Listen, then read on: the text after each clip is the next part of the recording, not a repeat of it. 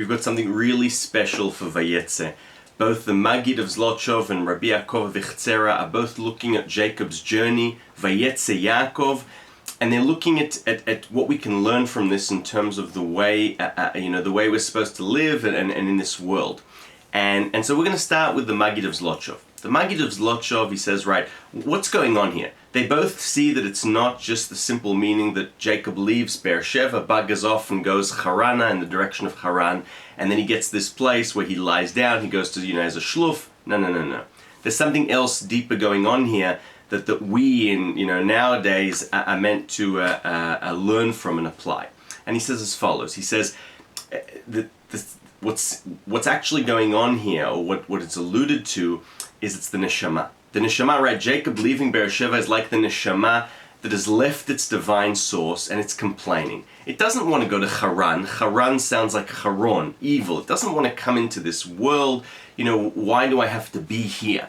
And so preparation is required if we want our souls to cleave, to connect back to its root, to its holy source, so that our physicality can be connected to the spirituality. How do we do this? Right, so we need to study Torah properly. But what's the tip that the Maggid gives us? He says you need to study Torah in a way, right? If you want your soul to go back to its root, you need to take the letters of the Torah, and they're like pieces of a puzzle that have been scattered.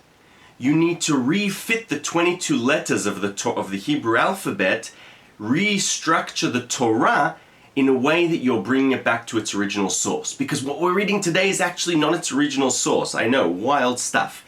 And he says, do you want to see where the pasuk, where the verse alludes to this? That when Jacob goes to sleep, right, when we go to sleep, our soul goes up to cleave. But if you want it to cleave properly, what does it say? It says, Vayishkav, he lies down. Vayishkav, the Maggid says, V'yesh, and there are kafbet, and there are 22 letters. This is a hint for the Maggid that Jacob only slept once he was able to repiece the puzzle of the 22 letters of the Torah in order to bring it back to its source. And then when he goes to shluf, his soul can go back to its source, and what we can learn from this. How beautiful is that? Now, the Rabbi Yakov of Abuhatzeira, similar but a little bit different. He also says we're talking here about the soul. Jacob's journey is the soul that comes down to this earth, and also when we go to sleep, we have a project to take upon ourselves, and it is also but his project is to help the Shekhinah. When we go to shluf, we want our soul to connect to the feminine aspect of God that is looking after the world, the mummy of the world, the Shekhinah. How do we do this? He says. He gives us a tip, a practical tip. So if the Maggid said we need to sort of, look at the Torah in a radically different way, that's what he's saying. Create a paradigm shift in the way you study Torah. Don't just read the words. That's what the Maggid's saying. He's saying disrupt the words, right? It's radical. Rabbi Yakov is saying, I'm going to give you a tip.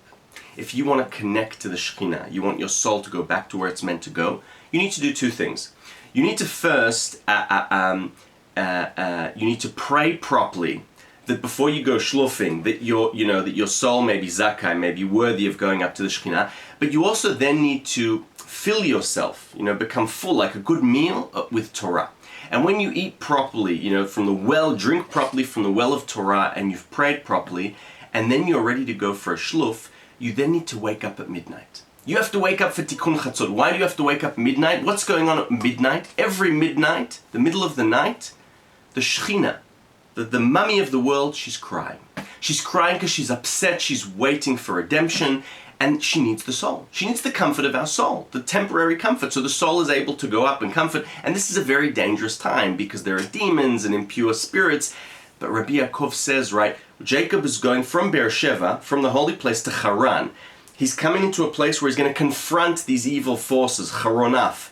And the way to be able to bypass them, to get to Shekhinah, to offer her comfort, can only occur if you pray properly, and if you fill yourself with Torah, so that when you go shlufing, you're going to pave the way, the smooth sort of highway straight to the Shekhinah, and this, of course, will lead to good things and to her being happy and then the world being happy.